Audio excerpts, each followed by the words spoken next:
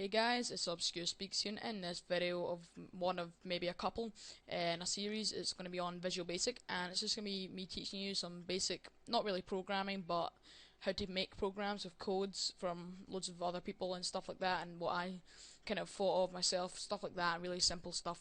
Not anything advanced, like you will not learn how to code visualbasic.net in these tutorials slash like videos. So let's get started. First of all, I'm going to be teaching you how to create a simple message box that shouts "Hello World." This is actually if you're starting Visual Basic programming. Apparently, this is supposed to be a lucky charm or something, so you will definitely learn it or something like that.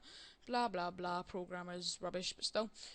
Go ahead and go to New Project once you're in Visual Basic. I'm using 2010 Express Edition, and make sure you click on to Windows Forms application and then name. I'm just going to make it please subscribe, and then hit OK. And as you can see, this form's popped up. Usually we call this a window, but it's actually called a form. Okay. And first of all, what we're going to do is we're going to quickly rename what the form says at the top by clicking it, and then going to the properties right here. My properties been resized by just doing this, so you can actually see.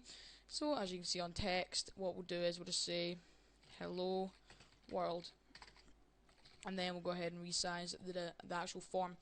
So we'll resize the form. So here we go.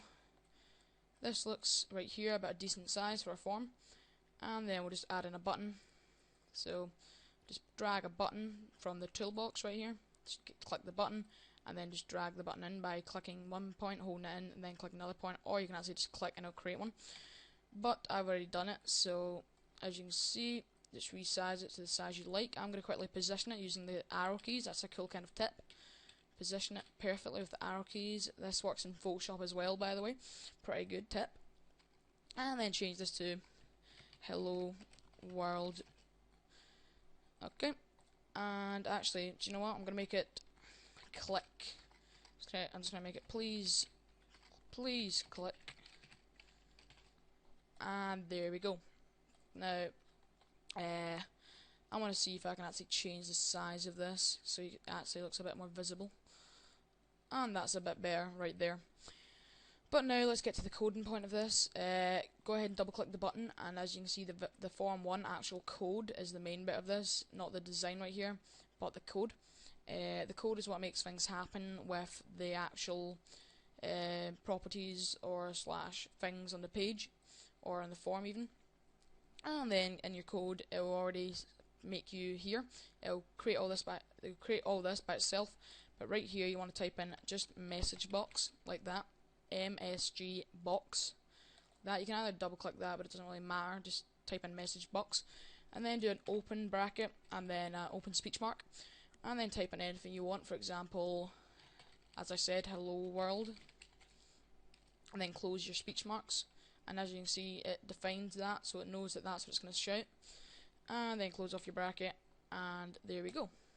That's basically you created it. Now as you can see, let's run it, debug it, and then we'll click it, put it right in the center, click it, hello world, and then hit OK.